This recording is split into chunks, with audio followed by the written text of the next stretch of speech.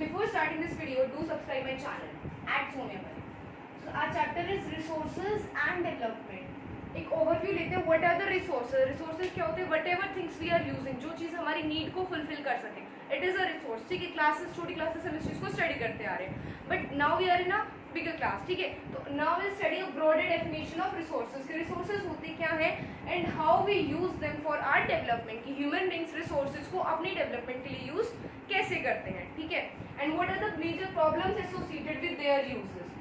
Now this is we will study what is a resource. Resource को हमें पता है कि whatever can satisfy our needs, जो भी मेरी नीड्स को सेटिस्फाई कर सकता है, that is a resource for me. अब उसके बाद कुछ और कंडीशंस होती हैं जो हम इस चैप्टर के कंटेक्स्ट में पढ़ेंगे. एंड वन अदर थिंग कि वो हमारे एनवायरनमेंट के अंदर अवेलेबल होना चाहिए. ठीक है, अगर वो चीज़ एनवायरनमेंट के अंदर अवेलेबल नहीं है, so how will we obtain it. ठीक है, सो रिसोर्स के लिए the very first is we should have economy. Economy means that must be economically feasible for us. कोई भी चीज, suppose this is the ground. ठीक है, ग्राउंड है और इसके नीचे ना बहुत सारा खजाना छुपा हुआ है. ठीक है, ये खजाना है. अब मेरे को क्या करना है, इसके नीचे मेरे को खुदाई करनी है. ठीक है, अब मेरे को खुदाई करनी है, चलो मैं टेक्नोलॉजी भी मैं अवेलेबल करा लूँ, बट जितना भी मैंने इसका आउटपुट आया, ठीक है, आउटपुट जो है वो मेरा कम रहा इनपुट से. ठीक है, इसको निकालने के लिए मैंने सपोज 100 रुपीज़ मैंने अपने लगा दिए, बट मेरे को जो आया वो आया 50 रुपीज़ का. तो ये मेरे लिए इकोनॉमिकली फिजिबल नहीं रहा, क्योंकि जितना मैंने इन्वेस्ट किया उतना तो मुझे मिला ही नहीं. So there is no benefit for me. तो वो मेरे लिए रिसोर्स नहीं है, it's not a resource for me. ठीक है, सिंपली अनदर एग्जाम्पल, आपने कोई बुक खरीदी बहुत अच्छी, ठीक है, एक्सपेंसिव बुक थी कि वो मेरी सारी नीड्स को फुलफिल करेगी जो भी मुझे एग्जाम पर्पस के लिए चाहिए, बट वो बुक आपको उतनी अच्छी नहीं लगी, तो it was not economically feasible for you to be a resource. Now the very next is technology. इसी के एग्जाम्पल लेके चलते हैं. ग्राउंड है, खजाना है, हमें निकालना है. अब आपके पास टेक्नोलॉजी नहीं है. टेक्नोलॉजी यहाँ पे क्या चाहिए होगी? बहुत ही सिंपल लेवल पे अगर इसको ले तो क्या चाहिए होगी? Digging machine. क्योंकि हम हाथों से जाकर उसको खोदने लग जाए तो दैट इज नॉट पॉसिबल. तो यहाँ पे भी क्या चाहिए होंगी? डिगिंग मशीन, उसको खजाने को बाहर निकालने के लिए. तो it must B technologically accessible, कि ऐसा ना हो कहीं हम जंगल में जाके रहने लग जाए and we don't have tents and anything of that sort. तो it's not possible for us. ठीक है, अगर कैंपिंग के लिए जा रहे हो तो अप्रोप्रिएट टेक्नोलॉजी होनी चाहिए आपके पास. इन द सिमिलर वे कोई भी रिसोर्स निकालने के लिए, किसी भी जो भी हमारे एनवायरनमेंट में अवेलेबल है उसको यूज करने के लिए वी नीड इकोनॉमिकली फिजिबिलिटी उसकी प्लस टेक्नोलॉजिकली एसेसिबल. ठीक है, दोनों चीजें हो गई, मॉडर्न वर्ल्ड में मिल गई. But here one important thing is culture. Culture का इससे क्या रिलेशन? सपोज ये जो खजाना है ये ग्राउंड में ना होकर किसी रिलीजियस प्लेस के नीचे छुपा हो. मान लो कोई भी आपकी जो मंदिर है, मस्जिद है, चर्चेज है, इन सभी के नीचे छुपा हुआ हो. ठीक है, तो विल दे अलाउ कि आप उसकी जो स्ट्रक्चर है उसकी तोड़फोड़ करो और खजाना निकालो? No, they won't allow you. क्यों? बिकॉज इट इज रिलेटेड, जो इवन उनके सेंटिमेंट्स, उनके फीलिंग्स के साथ रिलेट है वो चीज़. तो क्या किया हमारी कल्चर ने? उस चीज़ को परमिट नहीं किया. आप उसको नहीं कर सकते. बट अगर हमारा कल्चर उस चीज़ को परमिट करता है, यानी कि something which is culturally acceptable, जो हमारा कल्चर उस चीज़ को एक्सेप्ट करता है, then we can term it as a resource. हमारी नीड्स को फुलफिल करना, it's not only one condition. हमने पहले क्या पढ़ा? It must be available in our environment. ठीक है, एनवायरनमेंट के अंदर वो चीज़ अवेलेबल होनी चाहिए. उसके बाद इकोनॉमिकली फिजिबिलिटी, टेक्नोलॉजिकली एसेसिबल होना चाहिए एंड हमारा कल्चर उस चीज़ को एक्सेप्ट करता हो. That is a resource for me. Now this was all about resource. Now let's study. देखो ये गोल्ड, हमें यहाँ से क्या मिल गया? We got gold from here. ठीक है, हमें गोल्ड मिल गया. अब जो गोल्ड हमें मिला है, क्या सिर्फ उस गोल्ड को मैं एज अ ज्वेलरी यूज कर सकती हूँ? It's a stone for me. ठीक है, शो पीस में भी वो इतना अच्छा नहीं लगेगा, तो आई कांट यूज इट. तो उसके लिए मुझे क्या करना होगा? उसका फिनिश्ड प्रोडक्ट चाहिए मेरे को. क्या चाहिए मेरे को? उसका फिनिश्ड प्रोडक्ट. ठीक है, अब फिनिश्ड प्रोडक्ट के लिए क्या करना होगा? Interdependent relationship. इंटरडिपेंडेंट यानी कि ये तीनों ही चीजें एक दूसरे के ऊपर डिपेंडेंट है, यानी कि कोई भी अपने आप में इंडिपेंडेंट नहीं है, तीनों एक दूसरे पर डिपेंड है, निर्भर है. ठीक है, अब यहाँ पे क्या होता है? This is human. ठीक है, अब ह्यूमन को क्या है? अपनी नीड्स है. वी आर स्टडीड नीड्स है उसकी, तभी वो रिसोर्सेज का यूज करता है, तभी हम रिसोर्सेज टर्म करते हैं उनको. तो उसके लिए रिलेशनशिप हमें क्या करना है? नेचर की जो रिसोर्सेज है उनको एक्सप्लॉइट करना है, उनको यूज करना है. ठीक है, we want to use them. But क्या ह्यूमन डायरेक्टली जाके उनको यूज कर सकता है? No, it is not possible for humans to do that. तो ह्यूमंस क्या करता है? With the help of technology. Technology क्या? हमारे जितनी भी टूल्स होते हैं, वेरियस बहुत सारे टूल्स होते हैं. ठीक है, उन टूल्स का यूज करके वी क्रिएट इंस्टीट्यूशंस. इंस्टीट्यूशंस क्या क्रिएट होते हैं? Like we have created industries है, ठीक है, माइनिंग साइट्स होती है उन पर, ठीक है, माइनिंग साइट्स है, कितनी सारी वहाँ पर हमें सेफ्टी मेजर्स वगैरह ये सारी चीज़ों को यूज़ करना होता है। तो टेक की हेल्प से हमने क्या किया, इंस्टीट्यूशंस क्रिएट किए, और अब यही इंस्टीट्यूशंस हमारी हेल्प करते हैं नेचुरल के जो हमारे रिसोर्सेज उनको एक्सप्लॉइट करने में। अब यहाँ से हमारा क्वेश्चन बनता है, तो मेरी बहुत ही क्लियर कट क्वेश्चन है, इंटरडिपेंडेंट रिलेशनशिप को आपको एक्सप्लेन करना है, this is easy. But here यहाँ पे क्वेश्चन रहेगा कि describe the role of humans, humans का क्या रोल है इस रिलेशन के अंदर, तो humans themselves are resource for it, ठीक है, without humans this interdependent relationship is not possible, ठीक है। I hope this is clear for you guys। इसमें क्या बहुत इजी है, रिसोर्सेज क्या होते हैं जो हमारी जो भी हमारी नीड्स है उनको फुलफिल करें, एनवायरनमेंट में अवेलेबल हो, टेक, इकोनॉमी एंड कल्चर तीनों चीजें इनको एक्सेप्ट करते हो। And if you use this kind of diagrams exams के अंदर तो it is very effective for you, ठीक है, so do work on that. And next is interdependent relationship. Interdependent relationship हमारे इसके अंदर क्या होता है, हमने पढ़ा कि ह्यूमंस जो है नेचर, टेक और इंस्टीट्यूशंस का यूज करके how they convert raw material into finished products, यानी कि हम अब किसी भी एक रॉ मटेरियल को एक रिसोर्स अपने लिए कैसे बनाते हैं, ठीक है। सो this is all about that. Now study about the types of resources. So now the classification of resources. Classification of resources के अंदर हमारे क्या होता है, very first is on the basis of origin. Origin क्या होता है, this is place of birth, ठीक है, यानी कि आपका ओरिजिन कहाँ से है, ओरिजिन का specific meaning is place of birth. अब इसी के बेसिस पे हम टू टाइप के क्लासिफाई करते हैं, biotic and abiotic.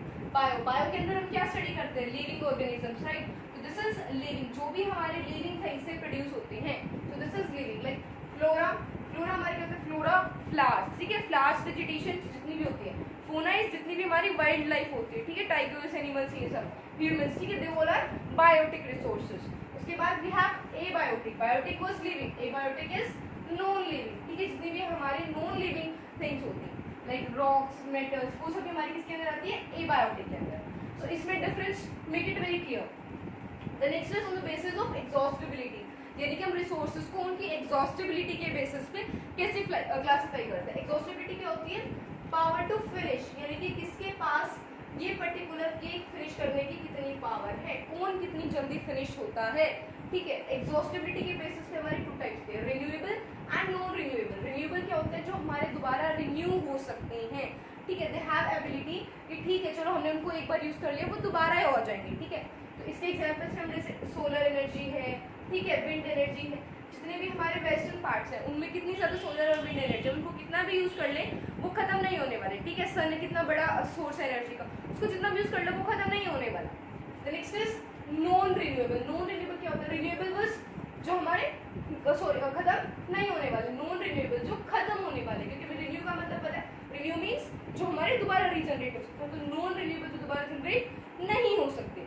Non renewable like हमारे यहाँ पे मिनरल्स, ठीक है, फॉसिल फ्यूल्स, इनको क्या लगता है मिलियंस ऑफ ईयर्स लग जाते हैं अपनी फॉर्मेशन के अंदर, millions of years geological time. अब जियोलॉजिकल टाइम और हिस्टोरिकल टाइम के अंदर डिफरेंस क्या होता है, देखो हिस्टोरिकल टाइम होता है जब हम टाइम फ्रेम की बात कर रहे होते हैं, 1 ईयर, 10 ईयर्स, ठीक है, डिकेड्स है, सेंचुरीज है, half century, so this is about historical time period. But geological time period के अंदर क्या होता है, जब भी कुछ जियोलॉजी से रिलेटेड सिचुएशन होती है, लाइक हमें पता है, ठीक है, कोल कैसे बनता है, जब कोई भी अगर मान लो, ठीक है, फ्यूरियस बहुत ज़्यादा दब गई, उनमें प्रेशर बन रहा है, फिर पेट्रोलियम बन गई, तो ये ज़रूरी नहीं है, हिस्टोरिकल टाइम फ्रेम में बहुत ज़्यादा डिफरेंस के साथ हो सकता है, ठीक है।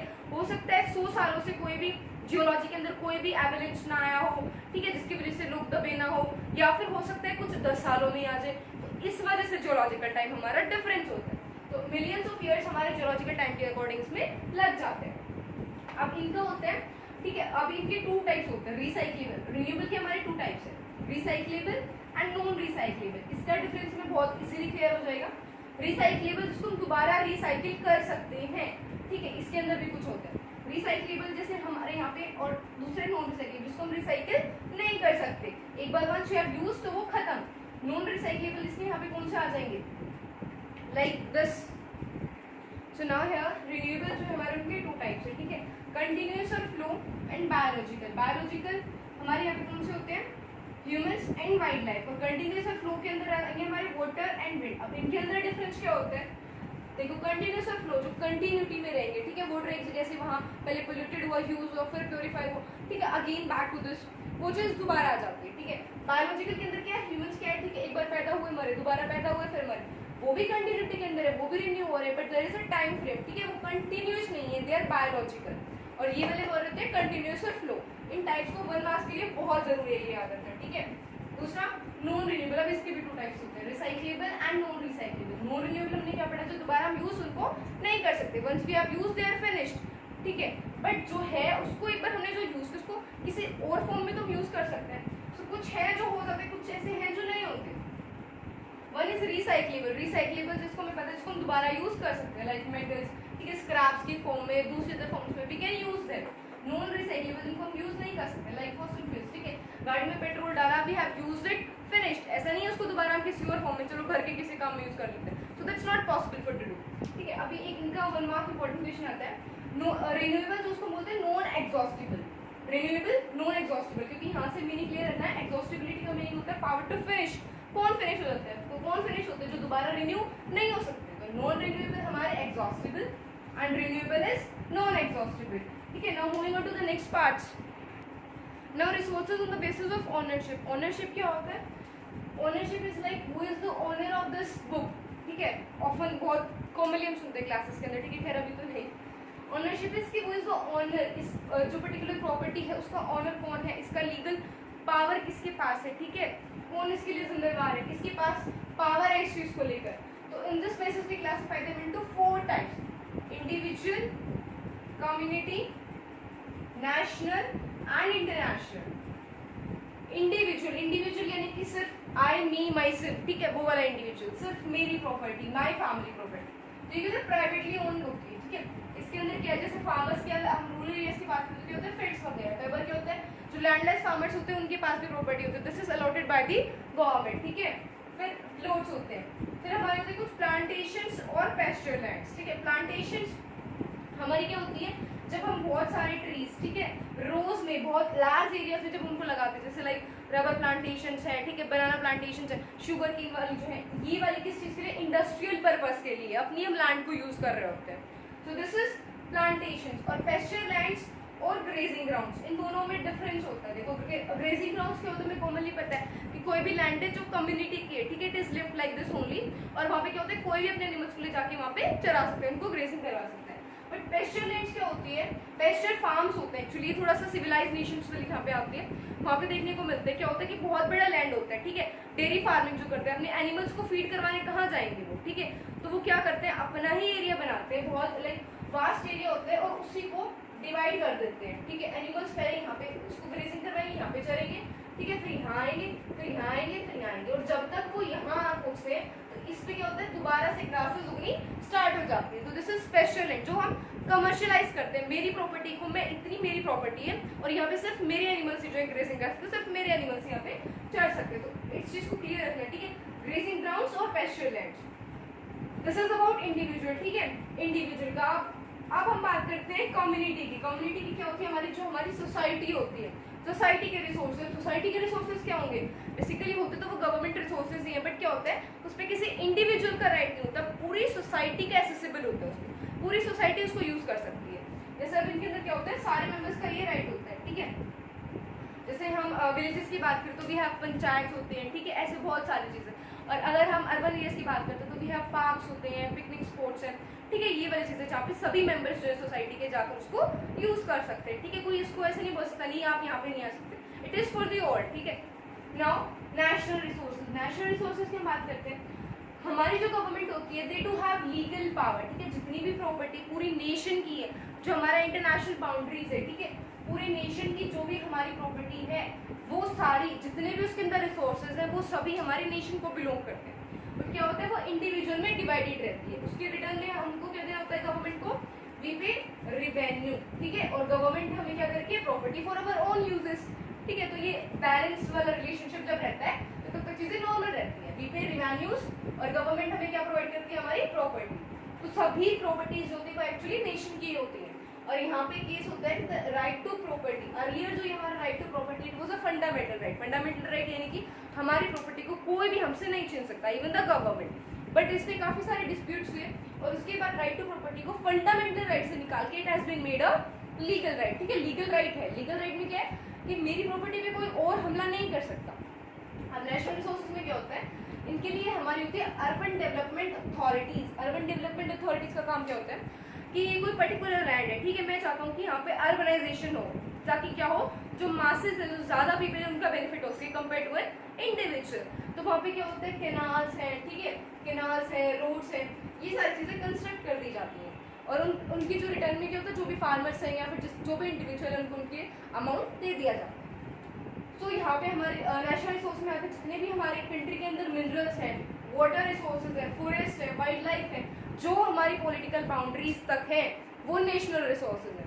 उसके बाद ओशनिक एरिया, ठीक है, ये तो हो गई नेशन की अंदर वाली बात। अब जो हमारे यहाँ पे ओशंस लगता है, कौन सा ओशन है, वी हैव इंडियन ओशन, ठीक है, इंडियन ओशन है, तो oceanic area up to 12 nautical miles, यानी कि 12 नॉटिकल माइल्स तक हमारी वहाँ पर रिस्पॉन्सिबिलिटीज भी हैं और प्रिविलेजेस भी हैं, यानी कि वहाँ से जितने भी रिसोर्सेज, इवन ओशन बेड से, यानी कि जमीन जो है ओशन की, वहाँ से हमें कुछ निकालना है, उसके वाटर को यूज करना हो, 12 नॉटिकल माइल्स तक वी कैन डू दैट, ठीक है, हमें किसी भी इंटरनेशनल ऑर्गेनाइजेशन से पूछने की जरूरत नहीं है। और 12 nautical miles is equivalent to 19.2 kilometre. इस चीज को बड़ा याद रखना है for the MCQ point of view, ठीक है। नाउ इंटरनेशनल रिसोर्सेज, ठीक है, अब हम पढ़ते हैं इंटरनेशनल रिसोर्सेज। इंटरनेशनल रिसोर्सेज क्या होते हैं, सभी नेशंस के अब अपने बच गए, बट कुछ ऐसे होते हैं जो किसी भी नेशन के अंदर नहीं आते, तो वो रिसोर्सेज हमारे जाते हैं इंटरनेशनल। इसके लिए क्या होता है, हमारे पास इंटरनेशनल ऑर्गेनाइजेशंस होती है जो इन चीज़ों को हैंडल करती है, ताकि क्या हो, डिस्प्यूट ना हो सके आपस में, ठीक है। अब क्या है, कोई प्रॉपर्टी जो किसी की नहीं है, तो जो भी रीजन नेशंस होंगे वो सोचेंगे मैं उस पर कब्जा कर सकूँ, या फिर कोई टेररिस्ट नेशन है या कोई और ऐसे नेशन, तो क्या सोचेंगे मेरा उस पर कब्जा हो, तो ऐसी सिचुएशन ना हो, for that reason we have international organisations, ठीक है। तो अब यहाँ पे कौन से रिसोर्सेज आते हैं, हमारे ओशियनिक रिसोर्सेज। हमने देखा 12 नॉटिकल माइल्स तक तो एक नेशन के अंदर आ गए, अब जो बियॉन्ड 200 नॉटिकल माइल्स वाले होते हैं, they belong to the international resources. और इसके लिए हमारे पास क्या होते हैं, एक्सक्लूसिव इकोनॉमिक जोन्स होती हैं, जिसको हम ओपन ओशन बोलते हैं, ठीक है, लाइक दिस इज ओशन, ठीक है। अभी यहाँ पे 12 नॉटिकल माइल्स तक तो एक पर्टिकुलर नेशन का हो गया, यहाँ पे दूसरे नेशन का, पर जो ये वाला जो बीच में ओशन बचा, दिस इज ओपन ओशन, ठीक है, कोई भी शिप यहाँ पे फ्रीली नेविगेट कर सकती है। बट अगर कोई शिप इस जोन के अंदर आती है, हमारे इंडियन ओशन के अंदर जो 12 नॉटिकल माइल्स वाला एरिया वहां पर आती है, तो वो इंडियन गवर्नमेंट से परमिशन लेती है, बट अगर वो इस जोन में है तो उसको ऐसी परमिशन की जरूरत नहीं है। और अगर इंडिया को यहाँ से कुछ लेना है तो it will take permission from international organisations, और इंडिया को ऐसी परमिशन मिली है to mine manganese nodules from the Indian ocean, ठीक है, ये चीज बड़ी इंपॉर्टेंट है, वन मार्क्स एमसीक्यू, कि इंडिया को किस पार्ट से क्या जो मटेरियल है वो निकालने की परमिशन मिली है, तो that is manganese. I hope that's clear for you all. Individual resources जो इंडिविजुअल की है, कम्युनिटी जो कम्युनिटी से बिलोंग करते हैं, नेशनल जो हमारे पूरे नेशन के, और इंटरनेशनल जो कि ओपन ओशन है। Now will be studying resources on the basis of status of development. Development means कि उनकी कितनी डेवलपमेंट, कितनी उनमें सुधार आया है, कितनी उनकी लेवल जो है वो बढ़ता जा रहा है, ठीक है। तो the very first is potential. Potential क्या होता है, किसी चीज के अंदर कितना पोटेंशियल है। Remember we have studied in science also, ठीक है, जिसको मैंने अपने लेक्चर्स में एक्सप्लेन किया है। पोटेंशियल क्या होता है कि कितना पोटेंशियल, कितना कैलिबर, कितनी एबिलिटी है मेरे अंदर, ठीक है, कितनी एबिलिटी है तुम्हारे अंदर, so that is our potential, ठीक है। पोटेंशियल पी पावर, ठीक है, हमारी पुलिस में कितनी पावर है, so keep it in that mind, ठीक है। अब इसका क्या होता है पोटेंशियल। दूसरा है हमारा डेवलप। अब पोटेंशियल और डेवलप के अंदर क्या होता है, पोटेंशियल है फाउंड, दोनों हमारे एनवायरनमेंट में अवेलेबल है, but not utilised and we need it, यानी कि यूज तो हमें मिलते हैं एनवायरनमेंट में, ठीक है, अब बट उनका हम प्रॉपरली यूज नहीं कर रहे और हमें उनकी जरूरत भी है। रिसोर्सेज हैं तो इन दोनों की तो जरूरत हमें है, ठीक है, वी नीड इट, बट उसको हम इतना यूटिलाइज नहीं कर रहे हैं। अब ऐसी कौन सी एनर्जी है, like solar energy, wind energy, जितनी भी हमारे वेस्टर्न पार्ट है राजस्थान के, अबंडेंस ऑफ सोलर और विंड एनर्जी, ठीक है, हमारे पास रिसोर्सेज भी हैं, टेक भी है, बट हम उसको अभी प्रॉपरली यूज नहीं कर रहे हैं। सो दिस इज पोटेंशियल, जिसके पास कैपेबिलिटी है, ठीक है, हमारी नीड्स को फुलफिल करने की।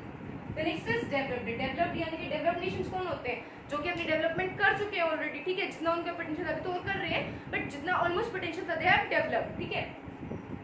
तो फाउंड मिलते हैं वहां पर, हम उनका यूटिलाइज कर रहे हैं और हमें उनकी जरूरत है। तो ऐसे कौन से रिसोर्सेज हैं, do let me know in the comment section, ठीक है। अब ये डिफरेंस क्लियर करते हैं, इन दोनों का डिफरेंस क्लियर होना it's very important for you, ठीक है। तो that is very first is stock. Stock क्या होता है, मार्केट्स के अंदर हमारे क्या होता है, जो भी कुछ प्रोडक्ट्स होते हैं, ठीक है, जिनकी अभी रिक्वायरमेंट नहीं है, हम उनको क्या करते हैं, जो स्टॉक रख देते हैं, ठीक है। तो इसके अंदर क्या होता है, इसी एग्जांपल से लेंगे, फाउंड हमें पता है मिलते हैं, ये भी मिलते हैं, but they lack in tech and we not need them, यानी कि क्या हो रहा है, इसके लिए हमारे पास टेक्नोलॉजी नहीं है उन रिसोर्सेज को प्रॉपर्ली यूज करने की। सो हमने क्या करते हैं, उनका स्टॉक की फ्यूचर जनरेशंस आएंगी, उनको नीड होगी, सो दे विल यूज देम और टेक हाउ भी निकाल लेंगे। और करंटली दूसरी चीज क्या है, इसकी हमें कोई जरूरत भी नहीं है, we no need, there is no need for that, ठीक है। जैसे H2O हमें पता है वो दो इंक्लिमेबल गैसेस से बनते हैं, हाइड्रोजन एंड ऑक्सीजन, बट उनके कंपाउंड्स जो अलग अलग एनवायरनमेंट में अवेलेबल है और इकट्ठे भी है, दोनों है, अब उनको यूज करके, इन दोनों को यूज करके ऐसा बनाना, so this is quite tough. होता है साइंटिफिक लैब्स में ये चीज करी गई है, बट क्या है, it is very tough process, है ना। कॉमन यूज में हम उसको नहीं ला सकते कि मासेस के लिए यूज करना, इट्स नॉट पॉसिबल फॉर अस, तो भी इसकी वजह से जरूरत भी नहीं है। तो स्टॉक का क्या हुआ, पाया जाता है, बट हमारी क्या यहाँ पे टेक्नोलॉजी के अंदर हमारी लैकिंग पॉइंट है, दूसरा भी इसकी कोई ऐसी खास जरूरत भी नहीं है। अब नेक्स्ट इज रिजर्व। रिजर्व्स क्या होते हैं, they are subset of stock. ये वाला जो तुम्हारी प्यारी प्यारी आत्मा हो, उन्हें फंसाने के लिए बहुत बहुत इंपॉर्टेंट क्वेश्चन है। स्टॉक का सबसेट इज रिजर्व, ठीक है, इसको ना बड़े याद रखना, सबसेट ऑफ स्टॉक, रिजर्व या स्टॉक, किसी भी फॉर्म में इसको रिप्रेजेंट करके तुम्हें दे सकते हैं, ठीक है। तो रिजर्व्स का क्या है, फाउंड, मिलते वो भी एनवायरनमेंट में है, बट इस पे क्या था, हमारे पास टेक्नोलॉजी नहीं थी कि how to use them, and इसके लिए हमारे पास क्या है, वी हैव टेक्नोलॉजी, ठीक है, वी हैव द टेक्नोलॉजी कि हम इसको यूज कैसे करना है, but we need not them, अभी फिलहाल हमें उनकी जरूरत नहीं है, so we have keep them as reserves. Reserves, ठीक है, रिजर्व बैंक ऑफ इंडिया, जिसके अंदर हमारी मनी जो है वो रिजर्व होती है, ठीक है, वो वहाँ पे ज्यादा सेफर है। तो यहाँ पे क्या है, जिसके लिए हमारा रिवर वाटर, जिसको हम किसके लिए यूज करते हैं, इलेक्ट्रिसिटी बनाने के लिए, ठीक है। अभी क्या है, हाँ काफी हद तक इसको हम यूज करते हैं, बट जो रिवर वाटर्स वगैरह उसको हम इतना यूज नहीं करते। तो जो भी रिसोर्सेज हमने सेव कर रखे फॉर द फ्यूचर जनरेशन या फिर for the upcoming times, that is reserve, और हमारे पास उसके लिए टेक भी है। तो स्टॉक और रिजर्व का डिफरेंस अपना क्लियर रखना है हमें, ठीक है। क्या डिफरेंस था, बस टेक्नोलॉजी का, इसको यूज करने के लिए हमारे पास टेक्नोलॉजी नहीं है, इसको यूज करने के लिए है, दोनों की जरूरत नहीं है।